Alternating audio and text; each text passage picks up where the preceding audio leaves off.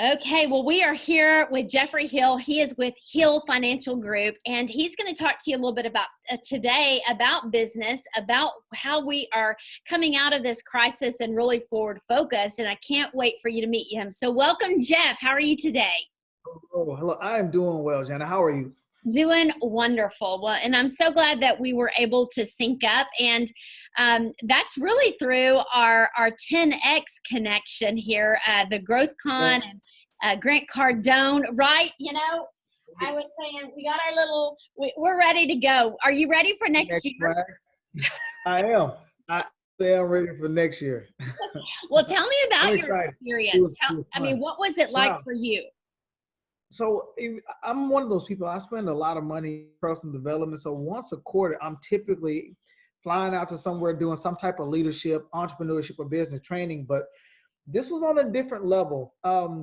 More than likely, it's in the network marketing, space that I'm in, and that's what I've been going to. And then I'll do personal development. But I like the fact that it was broken down 3 different days. But one day was about marketing, one day was about business, and the other day was about sales. And man, the headlining of people that he had was absolutely amazing. And everybody had a unique spin, but there was a common theme that we saw amongst a lot of people. And it was just getting out of their own way. You know, it was, for some of these people, it was a rags to riches story. So I don't think if you were in that room, you were able to walk away and not think, you know what? There is hope. There is more that I can be doing. And the fact that, he asked everybody the question, what does 10X mean to you? Again, if you are a thinking person and visionary, which if you're in that room, you probably are, you then have to look at yourself and say, well, what does 10X mean to me? And what does that mean to my business? And I like the fact that, we were to make investments in ourselves, but not only just in the programs that he had, but also in conversations like this. Mm-hmm. I've met people, and being in the financial services industry, one of my huge niches is businesses, especially in terms of protecting your wealth, advancing your wealth, 10Xing your wealth. So there's a lot of things to bring to the table. And when I'm in the room with all these other entrepreneurs and business owners, people don't have all their planning together. They don't know what they don't know, right? So I'm in a room where I get to 10X my network, and now I got businesses and relationships that I'm creating all over the country, and in some cases all over the world. I met a guy in London, and literally the next week, leaving 10X, I was actually in London. So I like the fact that, his reach is absolutely expanded all across the world. And now we have commonality. So if I want to pick up the phone or call somebody and say, hey, let's hop on a Zoom, there's a reason why because we are connected through the 10X brand, and we always have that common goal, which is expanding and growing. So man, it was absolutely amazing. It was well worth the money. I can't see me not going outside of having another obligation. So yeah, it was fun. It was great. We're hoping within our group to take a good 30 people next year within our home staging, redesign, real estate industries that we work in. And I know that you're in financial, all aspects of just finances, planning your wealth. And tell me a little bit about the business, and tell me how you guys are helping people kind of come out on the other side of this crisis. Okay. So, one thing I would say is when I started my business, I started it in 2009. So I started it in the midst of a crisis. So I saw very much what it looked like to plan, number one, being a business owner, starting a business, but also helping businesses, because most people, when they go to business, they think, kind of one track. How do I make my business work? How do I make sure the day-to-day operations are running together? But they don't think about the ancillary things like, well, what's my exit strategy if I wanted to leave this business? Or if I have partners, what happens if my partner becomes disabled or they die? What does that look like, right? So most times people don't have that kind of stuff in place. But even now with COVID-19, the narrative is a little bit different, because what happens if your business partner contracts the virus, right? Well, what's the contingency plan to make sure the day-to-day operations and the bills are getting paid? Do you have your overhead expense taken care of? Do you have a buyout or a business will? And what I'm finding, a lot of people, they never really thought about some of the questions, but now that this thing happened, it's like, well, what could happen to our business? And I want people to understand, a recession just expose where you have cracks in your planning. Okay. And it's not necessarily a bad thing. It can be a good thing because now you have the opportunity to say, oh, I realize I didn't have this thing taken care of, and you need to go ahead and put those measures in place. So as an advisor, I want to come in and I want to look at the kind of planning you've done. If there are any kind of cracks in your foundation, if they are, how big are they, and what would it take to give you that the financial security and peace of mind? So a lot of what I'm doing now is reviewing with business owners, saying, all right, let's look at the planning that you have in place. If you have a true partnership, you know that if somebody dies, that partnership legally has to dissolve because it's not two people anymore, right? No, not only that, if you are in partnership and somebody dies, do you want to be in business with that person's spouse or attorney? And in most cases, that's a no. Well, you need to have a business will, but in parts of business planning, there's two main things. You need to have your financial documents and you need to have your legal documents. One with the other one is not a solid plan whatsoever. Because if you've gotten your financial documents and you got insurance and policies in place, but you don't have any well-wisdom in how that money needs to be dispersed or what it needs to be used for, unscrupulous things can happen. And we've seen it on the personal side when somebody's left money behind a family, but we don't think about it business side necessarily. On the flip side of that, if you have the business will, the legal docs in place, but you don't have the money to make sure the stuff happens, well, how do you settle the debt? You know, what's the standard operating procedures from a death or disability or divorce, right? So you just got to think about stuff like that. Now, not only that, people who have money in circulation, they're starting to realize the market doesn't always go up, right? It moves in both directions. So a lot of what I'm doing from a financial standpoint is saying, well, how much risk do you want in your portfolio? One of the biggest things that we do at Hill Financial Group is tax efficient planning. So my goal is to help buy out your income tax partner in retirement. So my clients are having the security of saying, when I retire, I'm paying 0% in taxes, which is a blessing because that's when you want to be able to spend the most amount of money and you don't want to have to worry about, well, with all this debt that we're adding in from an economic standpoint, is that going to raise taxes in the future? And if so, could they double? Even if they don't double, do you want to have to potentially pay more in the future? Well, you don't have to do proper planning. So in a nutshell, that's some of the pieces that I've been talking to business owners now is a review of what do they have in place. Is it sufficient based on what they want to have happen? And if not, what do we need to be doing? What do we need to be moving around? And people love guarantees nowadays. They love the fact of saying, I want to put a pension plan in place that I know I can outlive, and I'm not going to have to worry about I'm 5 years out from retiring and I can't retire from my business now. Yeah, that's so good. And I know that we're seeing I love that you're looking at all aspects of what we're working on currently, what our current market conditions are, and then really the forward thinking about what can we anticipate out of this fallout. And it's the things that, you're exposing the cracks maybe in our foundation of our businesses, which a lot of times we want to hide. We don't want to go there. Right. It's painful. It's important, but not urgent until something like this comes up. And now all of a sudden it is urgent. And where can people begin? I mean, maybe they're a small business owner like myself. Right. You're right. I mean, we're focused on, staying in business, the next deal. We're focused on our clients and serving them. And I don't even have the brain power to focus on those important things. Where could I start? Right. So it all starts with a plan. And I don't care if you hadn't sat down with an attorney yet. The biggest thing is start to expand your mind and say, what do I want to have happen if my business partner becomes disabled, and if they die or if they get a divorce, how is that going to tie in to hurt the company?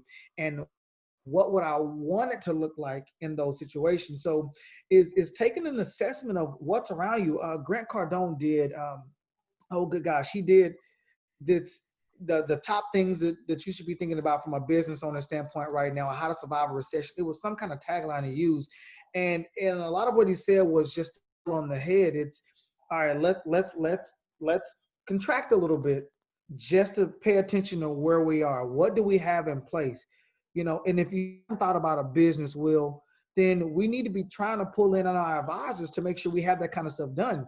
okay, if you didn't have a CPA, maybe now is a good time to look at a CPA. It's one of the things that I've added to my practice is I coach CPAs on how to do proactive and holistic planning. Most times CPAs are kind of like historians. They take the data that I've given them from the years and say, okay, how do I make this data work in terms of the IRS code? What can I deduct and all that kind of good stuff. You got to think about forward thinking, holistic and proactive. Let me be ahead of the curve. So what people can be doing now is start out getting your boardroom, your war room, or whatever you call it, and said, all right, here's who I have at place. If you're a solopreneur, great. It's a lot easier to make changes because it's only you, but you have a family to think about. What does your business mean to your family? And unfortunately, when you're in business planning, you got your business and your personal life, and you would like to separate them, but you can't because they're so closely intertwined. You have to think about, well, how much of my revenue is coming in is supporting my family? All right. And if that revenue stopped for any amount of reasons, what would I want my family dynamics to continue to look like? And you need to put the measures in place. So do you have life insurance? Do you have disability? Do you have overhead expenses? You have to think about, how can I keep my lights on? Because most people were not prepared for this. Right. Didn't have a ability to go virtual, right? Luckily for me and my love for travel, I've been virtual as an advisor now for going on, I guess, 3 or 4 years. And it wasn't because I thought a corona was going to happen. I just knew I loved to travel and I wanted to be able to run my business from anywhere in the world. So it was a perfect storm because I've been talking about taking your business virtual for a long time. So this has been a walk in the park for me in terms of my cloud relationship engagement because I've been doing it for a while now. Yeah, that's wonderful. And thank you for sharing. And I know that you're, of course, probably watching the stock market. You're just watching everything. You're able to help people make wise decisions. So tell me a little bit about how you are helping people other than just planning for crisis, you might say. Are you helping them earn that extra income today that they can also put away for the future? Like, real estate. I mean, what kind of things would you advise that we might think about it? Maybe we have a little extra money. We've been fortunate. Is there anything that you see that might be a good win for us? And everybody's planning is going to be different depending on what you want your end result to look like. Okay. So I always tell people, I like to deal with your core money. That's the money you want to invest, or that you want to strategize with, but you do not want to lose. So anybody can give you risk and volatility, but for me, I like to deal with the guarantees. So I always tell people, bring me your core money. What do you want to be able to bank on when you retire that's not a market correlated asset? It's not tied to real estate, tied to the stock market, not tied to business risk. Because if I can insulate that amount of money, then it allows you to be more aggressive and you're not necessarily worried about, oh, I just lost a percentage of my portfolio, because beyond a shadow of a doubt, you got your basic expenses covered and you have money set up that you can have a little fun with. So a lot of what I'm doing is let's stress test your portfolio. And if you did lose a little bit, it's already been stress tested. Now the question is, how much do you want to lose going forward? If we can protect any percentage of your portfolio from losses, how much of that do you want protected? And then we bring in the strategies. And I will say this, business for a lot of people have increased. So unlike most advisors, being I cannot think of the lady's name, but she wrote the book, Everything is Figure Outable. I am a multi-passionate entrepreneur. Okay. Right? So at 10X, she said that. And I recognize and identify with that phraseology, and I have more than one source of income. So one thing I would be asking or saying to business owners is, what do you have that you can automate? Okay. What do you have that you can come in and create that can continually increase in revenue and you don't have to spend your time for it? Okay, that's one thing. So I also get the ability to do financial coaching and consulting with business, as opposed to just being an advisor talking about what they can do. So when you talk about expanding 10X stages, for example, that could be an income stream for a lot of the business owners, and they've never thought about that. If Right. you have expertise in how to run your business, you are steps ahead of somebody who may be trying to enter that business. So now you can identify a niche saying, well, here's how I've done it. You don't have to give away your trade secrets. And if you do, make them pay for it because that's your trade secret. But I would say business owners, don't be afraid to give out some of the good stuff you're doing because there's revenue in there. Instead of saying, well, I want to be a hoarder. I want to keep all this knowledge and advice and expertise to myself. That's not how you become blessed. You become blessed through giving, right? So how much of that stuff can you give away for free? But then also your premium stuff, don't be afraid to charge for it. Yeah, that's That's wonderful. how you expand. That's how you expand. Yeah, that's great. Not all your eggs in one basket. I love that you've given us that value tip of, know your core, that money, that's your security. And then let's think about automation. How can we have passive income? How can we create multiple streams of revenue with relationships, right? Sharing what we know. Information is is valuable. And so people will pay for information, especially now people are looking for answers. They're looking for solutions in their business. And, I know that we are Grant Cardone, we're believers in the things that he talks about because he's come out of a life of struggle and hardship and really created these multiple streams of income. And I love that we're all able to work together with our core services that we provide. So any last minute thoughts for our listeners and watchers out there? Yeah, guys, keep the hope alive. Probably the best way to put that. And what I mean by that is this stuff goes in cycles, right? And I've heard Grant Cardone say this: never waste a good recession. That is so true. You have to understand there are more millionaires recession periods versus any other time in history. So when you think everything is bad and it's contracting and there's no opportunities, that's absolutely not the case. Okay, so do not be afraid to spend a little money in terms of growth and expansion right now. Okay, because what you don't realize is when Buffett says like this: the best time to be in the stock market is when nobody else wants to be, because that means everything is at a discount, right?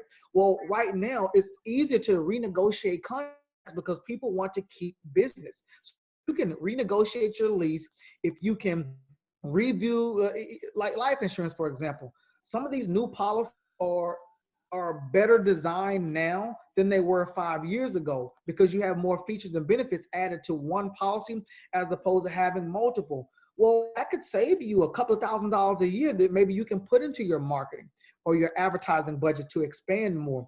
So I would say don't be afraid to get outside of your comfort zone and keep learning and growing instead of saying, let me just figure out and wait and figure out what everybody else is going to do. It's not the time, in my opinion, to be sitting back in the corner. It's the time to expand and say, what can I do to be getting out there? That is so great, Jeffrey. Never waste a recession, 100%. And you can't feel bad about that. You're right. There's so many people. It might be the 80-20 rule. It might be the 1%ers. Most people are just hunkered down waiting for this to be over. And we know it's going to take a few months and possibly a couple of years to really be rid of this. And who knows when the next one's going to come. But those 1%ers see this opportunity as a way to advance. So where can we get leverage? Where can we, it's like the race, the marathon, and you're going around the corner and you can gain that extra momentum. You can be literally so ahead of the competition. You can go into new opportunities.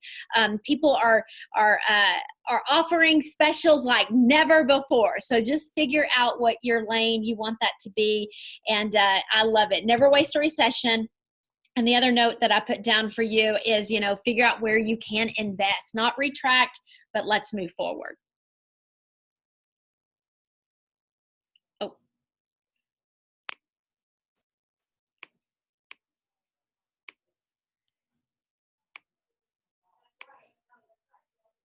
Sorry, Jeffrey, lost you just a little bit there. Okay. Yeah, we've got you now. Okay, perfect. I was just saying everything is figure outable. There you go. This is the time where you literally earn your keep when you can say, all right, what do I have? I don't know if you're a Bible follower. At one point in time, Yep. Moses didn't know what he had going on, and he said, what is in your hand? Yep. Look what's in your hand right now. What literally do you have at your disposal that you either need to get rid of that's not helping you advance, that you can use and expand? And I mean, there's a lot of opportunity out there. Trust me, there's no shortage of opportunity. You just have to look a little different. But the silver thing is most people who really want it, they'll go find the answer, right? It might not be the first knock, it might not be the second, it might not be the ninth, but maybe that 10 is the door that opens for you that you have been waiting on is going to help you literally 10x your life. That's right. That's right. Absolutely. Well, Jeffery, let people know how they can get in touch with you. Maybe you can be I know you can be an incredible resource to them. So what's the best way to reach out? Yeah. So you can email me at jeff@thehillfinancialgroup.com. So thehillfinancialgroup.com. My name is Jeff, so it's jeff@thehillfinancialgroup. You can text me 501-291-0708. And literally, guys, if you guys have to see that you're working with and you're not quite sure what they're doing proactive or holistic planning, introduce me to your CPA and let me help them help you, okay? Because they have a lot of relationships to manage, and I can take a lot of this the stress off of them by just working with them, introducing them to my advanced planning team. So whether you're in real estate, whether you want to sell your business, it doesn't matter where you are, okay? Even if you've been working with your CPA for long, you think everything is good, it's always good to let my team come in and say, let's just give you guys a second look. And if there's any opportunities, we let it doesn't cost you a dime for you guys to email me and get this, because I'm offering free services right now because I want people to come in and get that peace of mind and that security that you need. So 501-291-0708 is the number. Jeff@the-Hill Financial Group. If you're on social media, you can go to HFG Inc. on Instagram, or you can type in the Hill Financial Group Inc. or Hill Financial Group Inc. on Facebook, and I'm on LinkedIn as well. So it's not that hard to find me. Hill Financial is an award-winning top 100 in finance company. So if you type in top 100 Hill Financial Group, you should find me pretty easily. I love it. Well, it was so great to connect with you, Jeffery. I can't wait. We're going to have to definitely find each other at the next 10X. Yes. We are super excited about being in this stages group together. We believe that, it's all about being able to share our knowledge and bring value to people. So thank you so much for your time today. All right. Awesome. Thank you for your time as well. And again, I do look forward to Mandalay next February, I guess it will be. That's right. I am excited about it. Thank you so much.